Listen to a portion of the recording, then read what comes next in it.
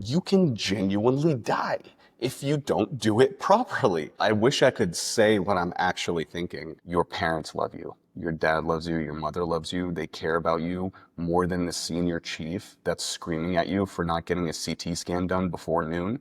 Welcome back to another episode of In the Nick of Time. Today we're joined by one of the rising stars in the medical social media space. We're here with Dr. Z, also known as Dr. Zayed Al-Madidi. He is a brand new surgeon attending in Chicago, Illinois. Dr. Z, thank you so much for making the time in your busy schedule. Man, it's a privilege. It's an honor.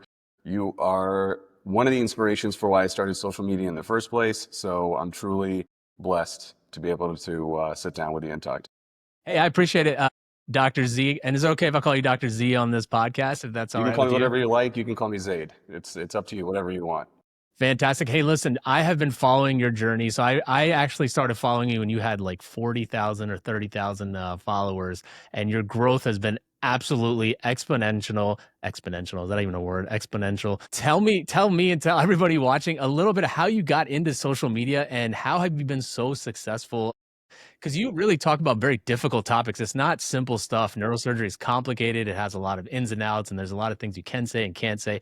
Tell us a little bit about what inspires you to become a social media star, and then how you go about your process of just day in and day out social media stuff.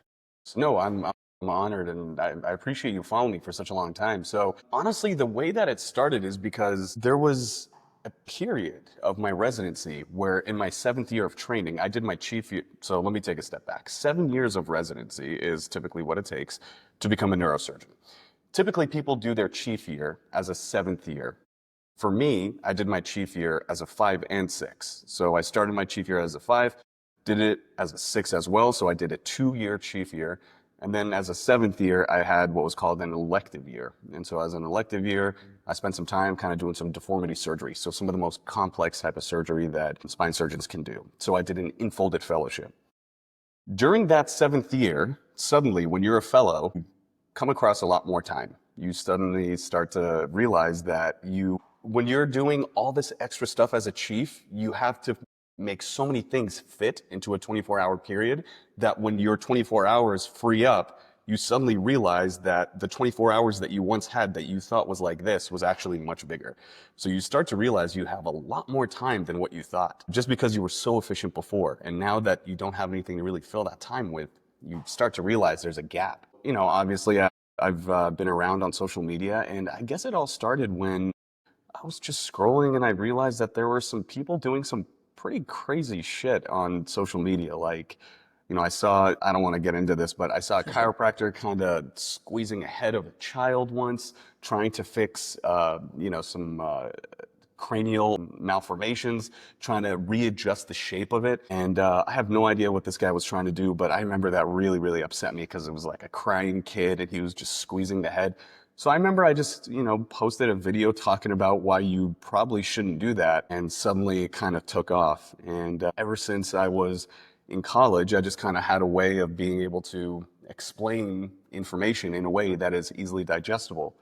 And I firmly believe that if you don't have the capacity to explain a complex topic to somebody on the street for them to understand, if you can't explain a topic like that, it means you don't understand it yourself. And so I'm very, very lucky in that I kind of developed that skill set early on because I was a tutor in college, I was a tutor in high school, I've been a tutor in medical school. I've kind of tutored my entire life. And so I was kind of put in a position where I had to explain things in a very rudimentary fashion. And I got that gift from my dad, actually, who's a university professor. And he used to teach me. I was the worst student. I was difficult on him, and he had to force me to sit down and study half the time, and he had to make it engaging for me. So I picked up those topics from him and those skills from him, and he blessed me with that ability. So I kind of took that skill set that I have to be able to explain complex information, talk about some pretty viral videos of things that you shouldn't do. I put those two things together with my free time that I had as a 7th year. It just kind of manifested as this social media presence. And I mean, I got to be honest with you, man, it's been a phenomenal gift, but it's also been one of the biggest stressors in my life. It's really difficult, and I'm sure you can relate. It's difficult to keep up. Yeah, I absolutely agree. Social media is like this constant pressure on your back. You see other creators come out with these awesome videos, and Yeah. to your credit, I remember that exact video that you posted. I think that's the video that got me to follow you in the beginning. But there's this constant pressure in social media to keep up with the Joneses, and it's not necessarily like flashing, expensive things or like Lamborghinis and stuff. It's like you see other creators doing so much with so little time, and you're like, oh, I can do more, I can do more, I can do better, I could even do that video better than they did, or whatever it is. And that constant internal pressure feeds our egos as doctors Yeah. that we kind of developed during residency. That hey, we should be doing more. We should be doing more with our time. And I've taken a point, at least now, I've switched a lot of my social media to trying to help even medical creators or just medical people in general realize there is other things to do outside of life, and that's important just as much as taking care of patients are. So I really 100%. appreciate the way you're doing it because you're taking a very critical approach to a lot of very hazy topics out there that are controversial, and you do it in a friendly way that sometimes I can't even do myself. I'll come across as very like, hey, this is stupid, don't do this, and you do it in a very educational, fun way. So I It's appreciate that. tough, man. I wish I could say what I'm actually thinking, but I'm not out to try to offend anybody, upset anybody. I try to explain things in an objective manner to the point where you can't really disagree with the stuff that I'm saying because Yeah, it's evidence-based medical information. So nobody can come on and be like, oh, that's nonsense. You'll always have people like that. They'll be like, oh, vaccines are nonsense. Oh, I'll always go to a naturopathic doctor before I go to an MD doctor. To yeah, each their own. To each yeah, their own. It's fine. People can do whatever they want to do. But as long as individuals like us are sticking by tried and true evidence-based medicine, I yeah. feel like we're doing positive. We're doing an excellent thing for social media and we're spreading information and awareness. And I think that's the most important thing.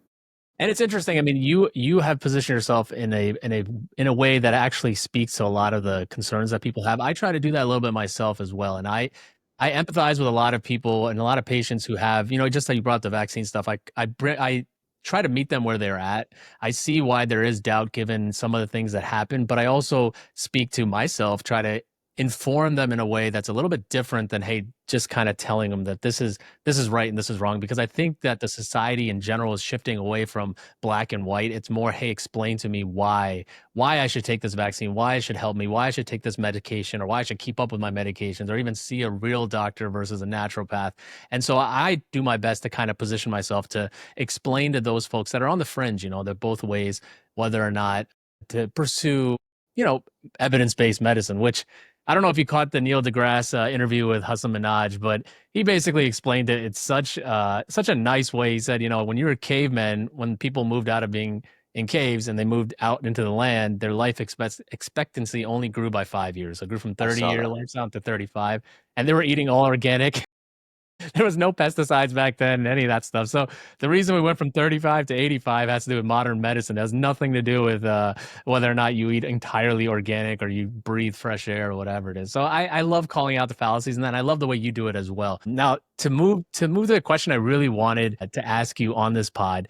And I've had the privilege of interviewing, I guess now you're my fifth neurosurgeon on this podcast. Oh, So it's tell awesome. me, and my wife, so for full context, my wife did cardiothoracic surgery. She's a cardiac surgeon. Where? And I ask her all the time, I'm like, hey, you had all the qualifications, the scores, the letters of recommendation, the research, all those things. Why Dr. Z's? Why did you choose neurosurgery as your pursuit, knowing how difficult, long, and dedicated of a life that is? Masochism, man. I'm in the mindset of if something is painful, then there must be something positive at the end of it. Nothing easy or nothing worth having comes without effort. That's a quote by Roosevelt. Nothing worth having comes without effort. And so, if you want to get big in the gym, you got to lift heavy. If you want to be an ultra marathoner, you got to run for a long, long time, obviously, right? You want to be a successful surgeon, you want to be a successful doctor, you want to be successful, period. You got to put in a lot of time, like years, decades. Individuals that are wildly successful, stuff like that doesn't just obviously come overnight, right? So when I was in medical school, I was always of the mentality that if I'm going to do something, and I'm still of this mentality, if I'm going to do something, I'm going to do it better than anybody else can do it around me. It's a delusion. It's a delusion because obviously I'm never going to be the best in the world. I don't think that's, even if you are the best in the world, you should always work with the mentality that there's somebody better than you. But in my mind, it's like I'm going to be the best in the world and I'm going to keep working at that until I get there, but you're never going to get there. That's the point.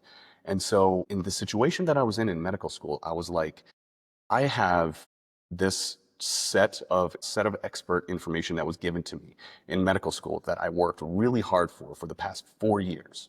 And I can go one of 12 or 16 directions, whatever type of specialty I want to go into. And I was really lucky because a lot of times the bottleneck is your board scores. And so I was very lucky in that, when people get their board scores, sometimes they say, oh, instead of these 16 specialties, you can do these 5 specialties. And, that's not always the case, but that happens, right? Because you're limited. Unfortunately, when step one was a scored test, that was one of the things that limited people from what they could do. I was in a position where I said, I want my board scores to be that I don't want to be limited. I can choose what I want to do. So I studied relentlessly and I really was very lucky. And then I was like, okay, I can choose one of these specialties. I sat down and I tried to figure out which one would be the one that would challenge me the most, truthfully. And I've spoken to several other neurosurgeons in the past who every single one, we should stop doing this, by the way. Every single one told me you should not do neurosurgery. And I hate people that say that because why are you discouraging somebody from wanting to pursue something that is of interest to them? Don't discourage somebody from doing that. You can make a realistic expectation for them. I've made videos in the past where I was like, look, this shit isn't easy. You got to work hard. This is really, really difficult. But don't discourage somebody from doing it. But I've had neurosurgeons that have discouraged me. And so with that, with them telling me not to do it, with the amount of training that it takes to get to this point and the amount of effort and the difficulty and the just relentless work hours, all those things combined made me realize that this was probably one of the more challenging things that I could do with that set of knowledge that I gained over those 4 years. So I said, okay, I'm going to take that piece of information that I have that I gained from medical school, and I'm going to try and apply it to neurosurgery and see if I can try to become the best neurosurgeon that I can be. And I applied for the match, and thankfully I matched. And I finished my residency in a really excellent institution here in downtown Chicago. And I was very, very privileged to work with some of the greatest minds in neurosurgery, period. The mentors that I had are incredibly gifted surgeons, and I was truly, truly blessed to be able to train under them. And so I was able to work with them, and so I realized every single day that maybe I should not have done neurosurgery. Maybe there was a reason why people told me not to do neurosurgery. Maybe I should have listened to those guys. And every day, man, it was rough. It was like I can't put it into words. It's an experience that I'm sure you have been through. And anesthesiology is definitely very challenging type of residency as well because you guys are there, those like cases just like we are, and it's incredibly challenging. So I had to do that for 7 years, and like I said, I did 2 years of chief residency. That's when that challenge kind of manifested, and I'm glad that I did it at the end. I appreciate that response. It made me think about Kobe Bryant and his work ethic and how he Yeah. would always pursue constant, perfection in any aspect of his life, even if that meant working out at 5 a.m. before the U.S. Olympic team worked out. So it gave me shades of that. I know you were in LA for a year, and I was in LA for a year and a half, and Mhm. that Mamba mentality kind of permeates through Los Angeles. So I do appreciate that response. Now, you spoke about the gym and working out. I looked at some of your photos from when you started residency. Now, I'm going to start. The first question I have for you, I got a lot of controversy over this, but I made a video in which I said squatting heavy after the age of 40 doesn't make sense unless you're a professional athlete, a bodybuilder, somebody who's competing, anything like that. What is your opinion? One, as being somebody who obviously looks like you squat a decent amount of weight, and two, what you've seen in as your career as a neurosurgeon so far and back surgery. What's your opinion on squatting heavy as you get older? That's damn. That's going to create a lot of hate, I think. But let's do it. So first of all, thank you. I'm honored that you think I squat often. It's my least favorite exercise. So it's I'm gonna say this. I have stopped doing barbell squats, traditional barbell squats. I'm 34. I have stopped. You can say whatever you want. People can say whatever they want. I personally have stopped. And the reason why is because there have been instances where I was doing barbell squats. When I was in LA, you mentioned I was in LA, I was working out at Gold's Gym in Venice. That was my daily gym. And I Amazing. was seeing people, dude, it was incredible. I could talk about that for days. But I was doing barbell squats there, and then the people next to me were doing, 500-pound squats, and it's some insane numbers, 800-pound squats, like Ronnie Coleman style. And those guys are doing it just fine. But then you watch them walk afterwards, and they can barely take a step. And not because of their muscle mass, but because you can tell that they're in pain. So I also got injured doing a barbell squat. I herniated a disc. I remember I was doing squats, felt a pop. There was radiculopathy down my leg. I felt it. I was like, L5S1, right-sided. It's eccentric disc. I got radiculopathy. I need a microdisc. I was like, that's it, game over. And thankfully, the data tells us that if you wait just a little bit, that tends to go away. So thankfully it went away. But after that moment, never again. I was like, I'm not gonna do a barbell squat again. But there's more than that can happen with a barbell squat. Number one, you can develop things like compression fractures if you have very weak bone. That's a very obvious thing because you have axial loading on the spinal column. You can develop compression fractures, especially if you're an older female, your bone quality is not going to be the same. The other thing that can happen again is a disc herniation because you're compressing on those discs. One of those things can pop. The other thing that can happen is if you fail, which doesn't happen to a lot of people, people don't know how to fail in a squat.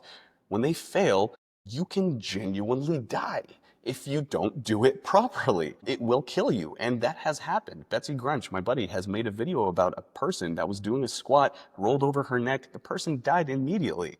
And, I just don't think the risk reward ratio is worth it. And I have alternatives to it now. So I would say a hex bar would be a great alternative, but then you're limited by your grip strength.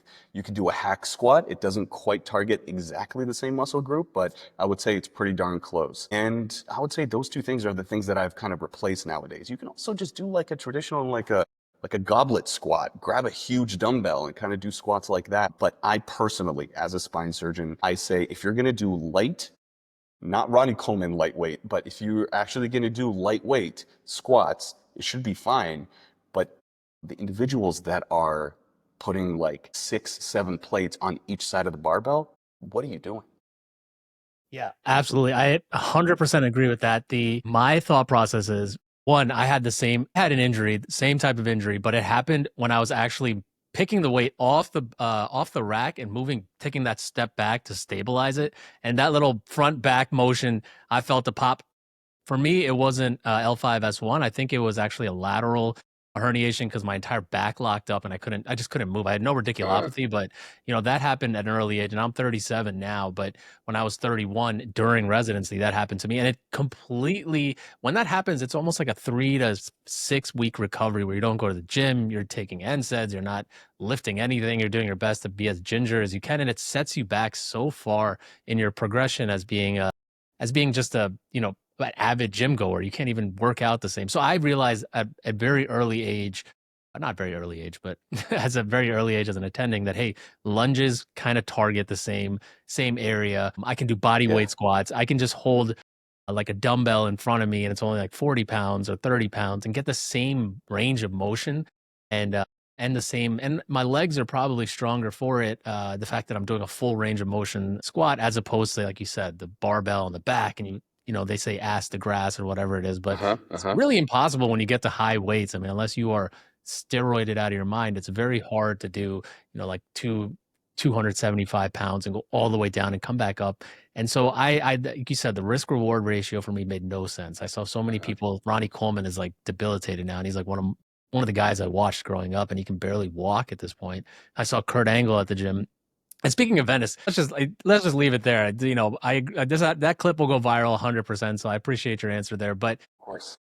tell me who's the most famous person you saw at Venice? Who are the people you at Gold's Gym? Because I've been there a few times. I've worked out. I've seen amazing bodybuilders. Who are the people you ran into? The casual celebrities. Name any bodybuilder, I saw them. Name any one of them. I guarantee you I saw them. Let's see. Who are the big bodybuilders these? I don't even know who the big bodybuilders are anymore. No, man, like even Ronnie Coleman. I saw Yeah. Ronnie Coleman. I have a picture Yeah. with Ronnie Coleman. You ever Let see me see if I RFK can. out there? Who? RFK? No, no, no. I did not see RFK. He Maybe was actually, I just didn't realize, but maybe. him and Arnold and Sylvester Stallone. We ran into when we were going to brunch. Saw Seth Rogen I there. saw Arnold. Yeah. I saw Arnold. He's always there. I Yeah. saw Sam Sulek. Yeah. Sam Sulek. Mike O'Hearn. I saw Mike Yeah. O'Hearn. Michael Hearn, the guy all natural. So I don't know if you've seen his social media. He's adamant that he's all natural, which is Guy's impressive. delusional, man. I mean, look, man. Even with PEDs, the fact Yeah. that he looks like that, like Yeah. you can still own that. Like if you're on, surely you're on TRT at least, and so you can still own that. You can be like, hey, man, I'm whatever age, 50, 60 something, and I Yeah.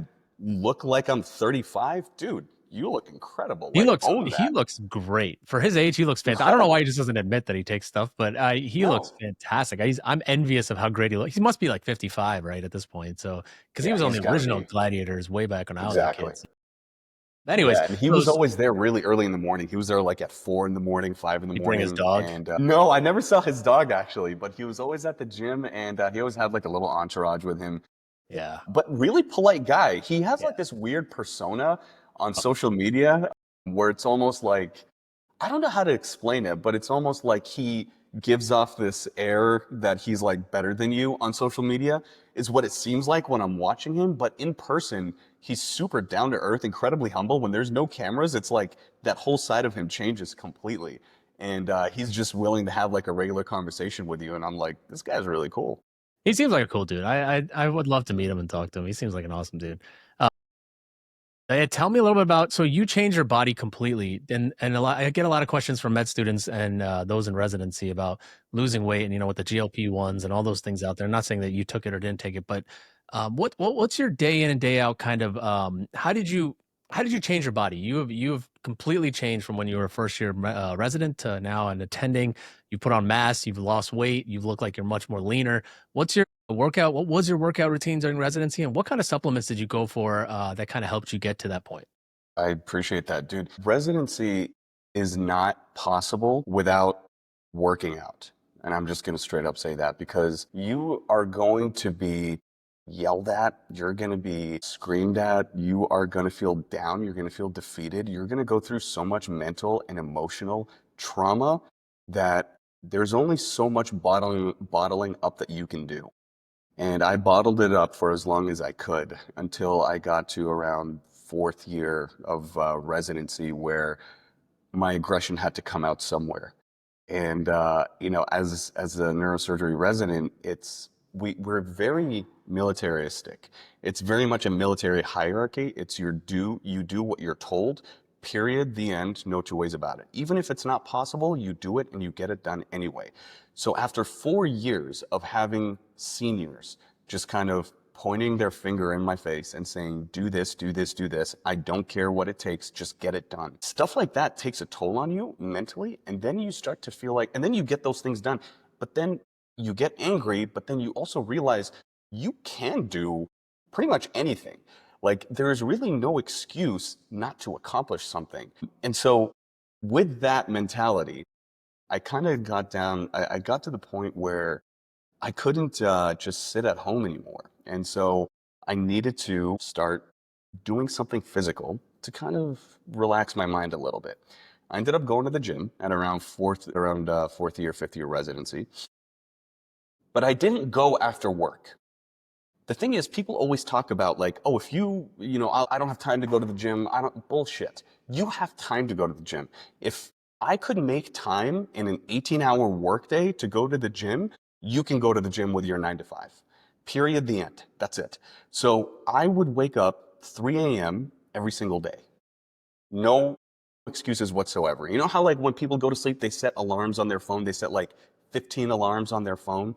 And then that way it's like, oh, if I fall asleep, then this one will wake me up and then this one. I didn't do that. I set one alarm because that was not a suggestion. That was a command. You get up, So I get up at 3 in the morning, I make my pre-workout, I go to the gym, and I started doing my heavy training at that time. And I did that very religiously for about 3.5 years, and I still try to do it now. I've fallen off a little bit, and I need to get back on because it's been tough with the move, but I need to get back on as soon as possible. But that really, really disciplined and calloused my mind to the point where I was becoming successful at other things in life. Now I feel like I could operate for even longer. People would think like, "Oh, you must be exhausted."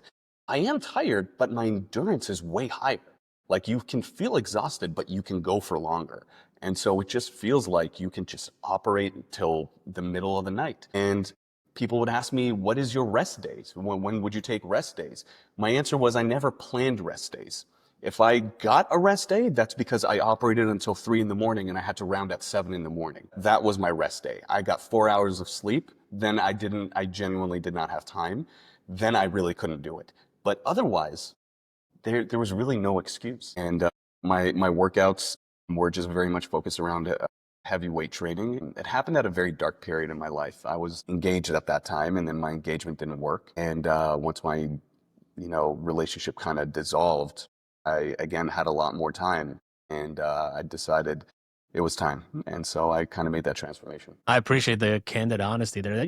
I think that as residents, especially in residency and medical school, there's a lot of emphasis put on wellness. And the majority of it is, PowerPoints or slides or just someone telling you that, hey, you should be well and, take more time for yourself.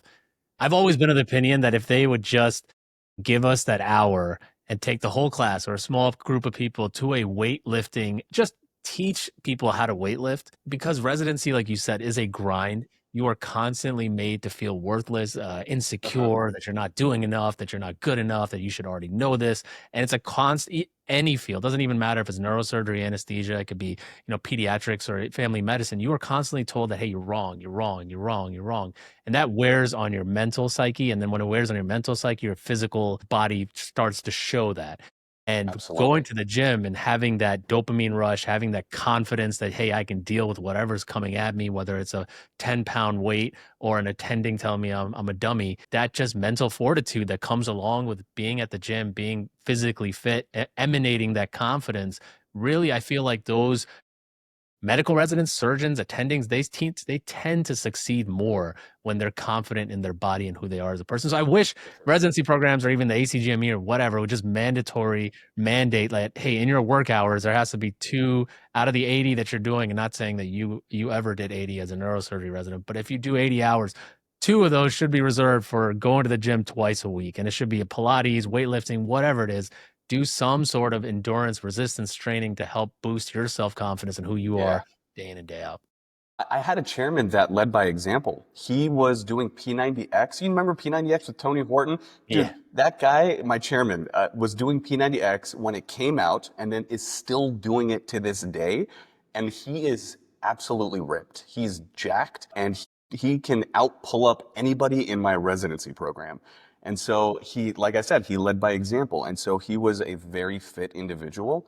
And he told me one day, because he saw I was kind of into fitness, he goes, "Hey, listen, I'm going to give you my credit card, and I want you to build a gym in our neurosurgery building." That's awesome. And I was like, okay. I was like trying to be cost conscious, and I was like, I'm going to get like the high end used stuff. He's like, none of that. He's like, I want brand new high end equipment, full out. He's like, I want the matting, I want the mirrors. He's like, go crazy. I was like, okay.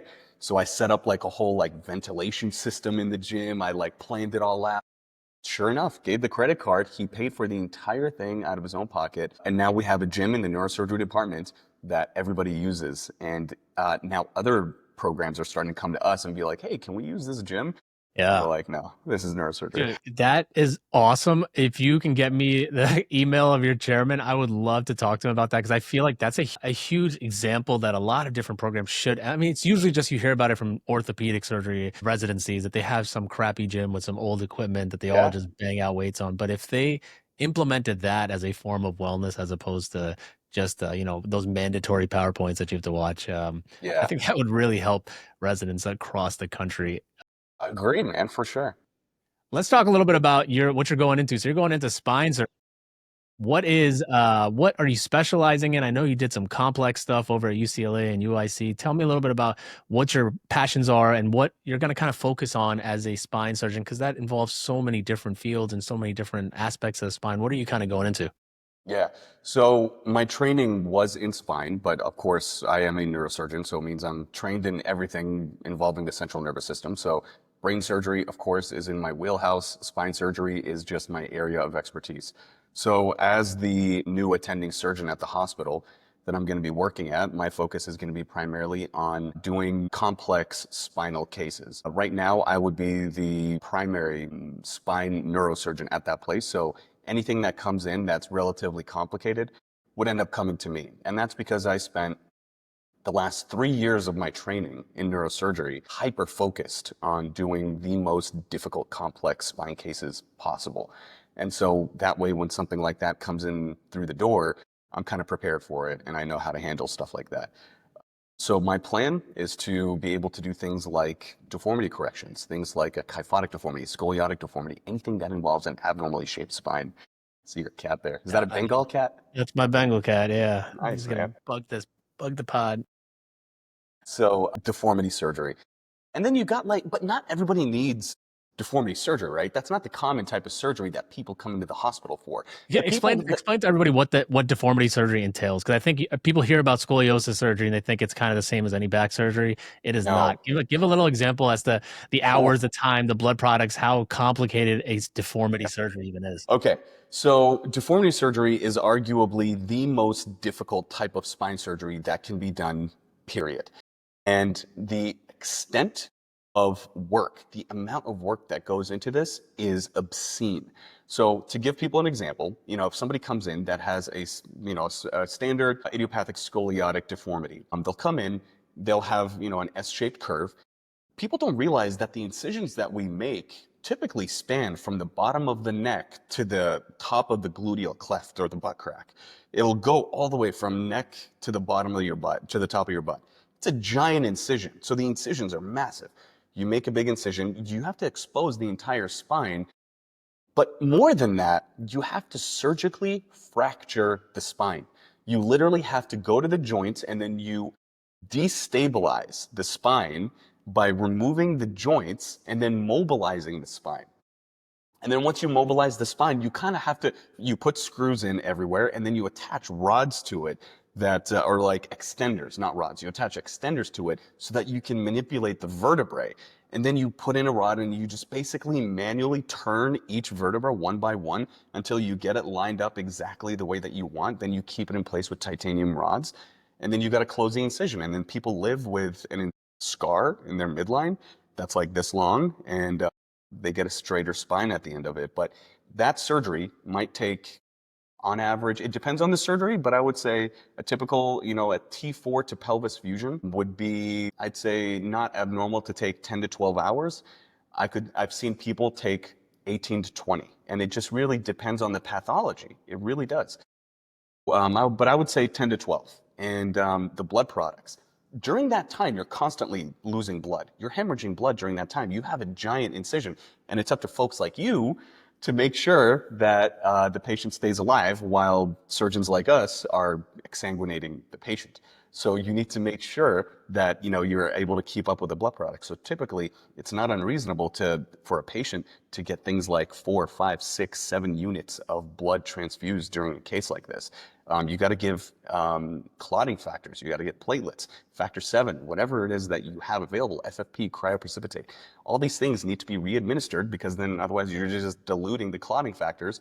And you can keep giving blood, but it's never going to clot. So, it's important to kind of keep up with all of that. And that's where an excellent trained anesthesiologist really makes a big difference in something like this. And it's almost like a trauma case. I wouldn't even say almost, it is a trauma case. Yep. You have to be prepared. And I've seen situations where patients have coded on the table because anesthesiologists were not anticipating the amount of blood loss from this type of surgery. And I think, with the advent of things like Cell Saver and new cautery instruments, like we use the Aquamantis all the time. It's not new, but we use it all the time. I think stuff that really helps kind of makes a big difference. Things like TXA all that stuff can also facilitate clotting and slowing down blood loss. But that's like a big thing that people don't really realize. Yeah, for context, at Cedars-Sinai, I was part of the neurosurgery team, and we would routinely do these scoliosis cases, and we treated them almost like a full trauma. I mean, they actually, some of those patients that came in gave blood a month earlier to have their own blood ready Yes. for Autologous surgery. transfusion. Yep, we had a level one. We had, I mean, like you said, the incision is massive, and the amount of blood loss is massive, and the length of surgery is massive. And so you have all these physiological changes happening as if you're basically exsanguinating. Your body's doing its best to kind of hold on to as much blood as possible. And with all of that, plus the fact that you're manipulating the spinal cord, there are vascular effects. It is a full blown, full day surgery, and it's very, very complicated. So for anybody watching or listening, it makes it sound very, very non like very simple and something that he does routinely, but it is a very complicated, very tough, and only certain surgeons can do it really well. And when you do it really well, it's the most gratifying, I think, of all the Yes. back surgeries because you see the patients even, a month or two later, and you're like, well, your life has totally changed. It's not just your back pain went away. You are much more functional. You have the ability to live a normal life, even with a horrible disease process. So you make it sound like it's simple, but it's very, very complicated. It's very, very scary for an anesthesiologist. And I appreciate and I respect any surgeon, especially a neurosurgeon, who does any sort of complicated spinal correction just like that. This That's cat nice of really you to wants say. it. Yeah, it takes a lot of training. And speaking of Cedars, did you ever work with Neil Anand? So Neil Anand is one of these pioneers in deformity surgery that's Yeah. kind of trying to create a minimally invasive approach for deformity correction. Cool. Me and you are over here talking about massive incisions and stuff like that. He's kind of known for placing screws through a percutaneous approach and making Yeah. adjustments in the spine to adjust the spine through smaller incisions. But the question, these novel spine approaches are kind of their own difficult decision to make. And the reason why is because instead of doing a huge midline incision, one big midline incision, you have the option of having two smaller incisions on the outside of the midlines. Or instead of doing one big incision for a posterior interbody fusion, you now have an option of going in from the front. So you can have one incision in the front and then one smaller incision in the back. Or you can go in laterally, so then you have an incision in the front, an incision in the side, and then an incision in the back. It's multiple incisions, but they're smaller incisions. So the question then becomes, would you rather just have one big incision and then just get everything done? Or would you rather have three incisions, but you're kind of like rotisserie on the operating room table? So it's Yeah, it's challenging. it's a tough question to ask, but it's a really challenging or really innovative field. I mean, I saw, there they use a lot of Globus Med and they use the robot to put in these screws that made, 8-hour surgeries, 6 or 5 hours. And so I think the tech is probably getting there, but it's probably a couple of years away from making it There, simple. yeah, the tech right now is the robot, but what I really think is going to change the game is augmented reality. There's a bunch of companies right now where, even Apple Vision, anything, you wear these things, you put them on, you have an augmented reality display directly on the patient that tells you exactly where to place the pedicle screws. And you no longer need to do stealth navigation where you look at a screen, you look back, you look up, you look down. Now you're just looking straight at the patient and you can put a screw directly in. I think that's going to change a lot. That's gonna be awesome. Hey, listen, Yeah. as we wrap this up, Dr. Z, I want to ask a little bit about you as a person and see if everybody can get to know you a little bit better. Tell us, it's going to be a little bit of this or that, and some of them will be a little fun. So I'll start off with favorite place to vacation. Oh, excellent. Uh, Thailand. Have you been? I've been to Thailand one time, and I went as a short trip in between my residency years, in between my fourth year and my fifth year. I went there. It was just an extremely, you know, uh, it's just a tropical kind of destination. And I really like that kind of stuff. And the food was really cheap, but my God, it was delicious. And I remember I took a train. I'm trying to remember the name of the city, and I'm blanking on it now. But I went from Bangkok to starts with an M, and I always forget the name of it. But I took an overnight train, and I remember I went there. It's gonna come to me after the Yeah, yeah, podcast, but I went there of course. overnight from Bangkok to there. And I remember just like kind of seeing the world. And it made me realize when I was in residency that there's so much that you don't really realize is Yeah, happening around you. You think the world revolves around you getting this consult done, writing your notes, around getting the orders done, around seeing the images.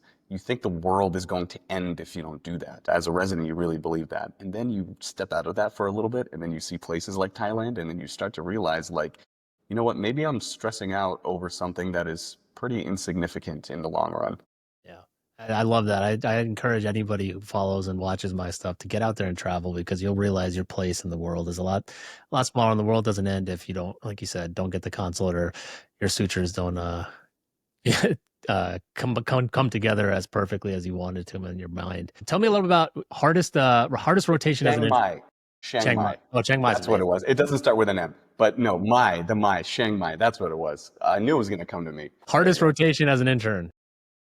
Trauma. That was, I went to Chicago Trauma Center, and my Yeah. first day, I did a cardiac massage on somebody. My very Cook first day. County. Not Cook County, Advocate Christ. Okay, okay, yeah. Advocate Christ.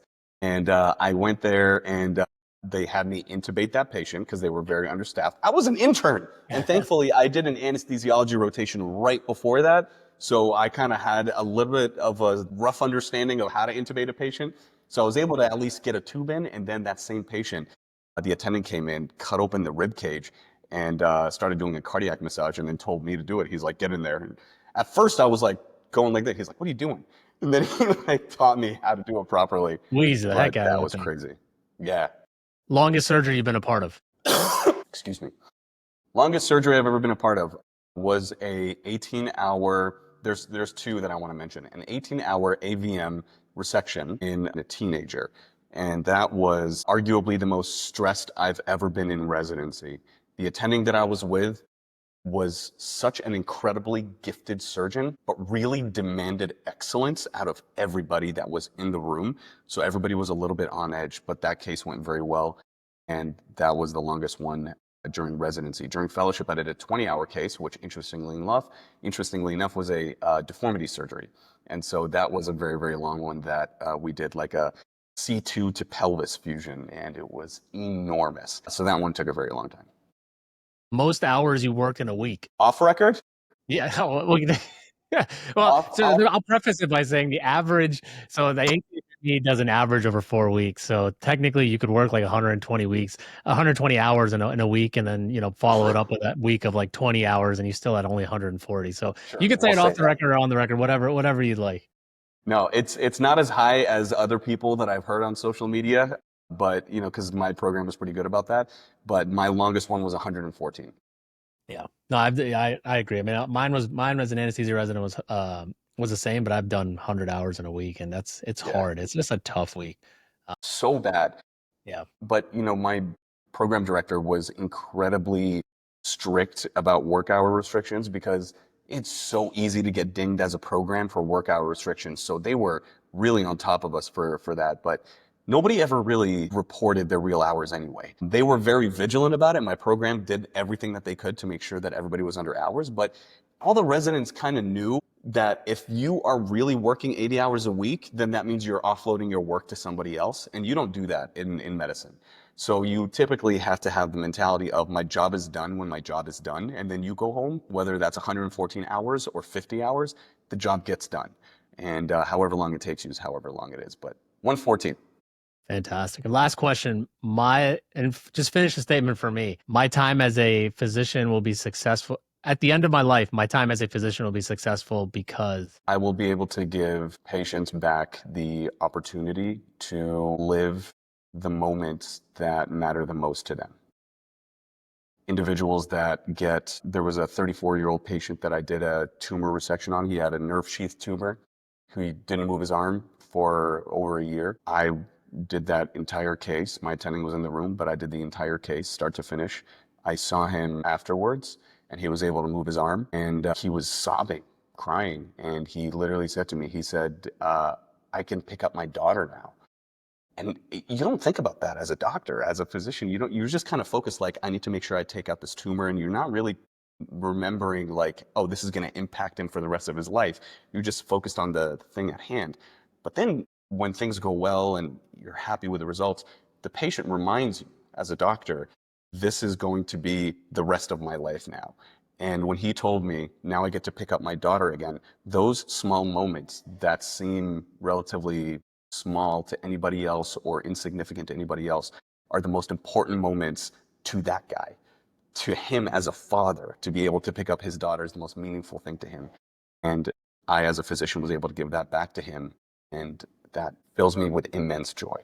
Yeah. I love that, man. I absolutely love that. That's the best answer I've heard yet. As a resident, I had, and I always ask this at the end the podcast. As a resident, when I was, or sorry, as a medical student, when I was applying to residency, it was the most anxiety provoking time in my life. I didn't know where I was going to end up, if I was going to succeed, if I was even good enough or cut out to be a physician.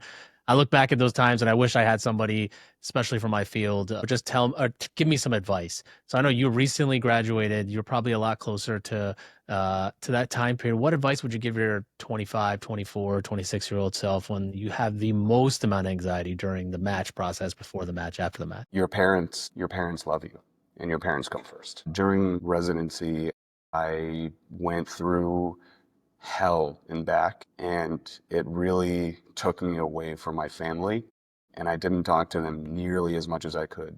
I would go sometimes months without talking to my own mother, and she'd pick up the phone and she'd call me, and I'd be running around getting yelled at, whatever it is, trying to get the job done. And I'd see my mom calling me on the phone, and I'd just get irritated, and I'd silence it, and I'd put it back in my pocket, and I'd keep going. Now that that's done, you really realize that family comes first. And no matter how anxious you are or how difficult the situation is at hand, your parents love you. Your dad loves you. Your mother loves you. They care about you more than the senior chief that's screaming at you for not getting a CT scan done before noon. Your parents care about you more than anybody else in this world. And your father is the only man who genuinely wants you to do better than him. He's the only man in the world that will. That's what I would remind my younger self, who's very anxious in that moment, is pick up the phone and call your mom, call your dad. I I love that, Sayed. I honestly, I empathize and recognize exactly what you said. I appreciate you for taking the time out to come on this Of podcast, and course. I've been following you for a long time. Keep up the great work, man. You are a absolute pillar in society, especially for all of us brown folks out there that need people to look up to. And in the social media realm, tell everybody where they can find you. I'm sure everybody already knows, but No, thank you. give out your socials. Tell us where we can find you. Where are you going to be Yeah. working if you want to, tell everybody whatever you like. Of course, no worries. Yeah, you can find me online, Dr. Z Neurosurgery. I'm on Instagram, TikTok, YouTube, Facebook, pretty much anything, LinkedIn, Snapchat, all of it. But you can find me anywhere, and I'll be working in downtown Chicago. I don't need to say the hospital name, but you can find it easily. You know my name. So, but yeah, that's where I'm at. And thank you to you for having me here. Again, you are one of the reasons why I started social media. You were around much longer than I have. You kind of created the path for individuals like myself. All I did was follow the path. So I'm honored to be on this podcast with you. So thank you. I appreciate you, Zayed. And anybody who made it to the end of the podcast, please like and share and subscribe. Please follow him. He's an absolutely gem in society right now. And I love it when younger guys take the bull by the horns and run the show. So I hope to have you on again soon. We should collab Of on course. some social media stuff soon as I'm well. down. Take care, guys.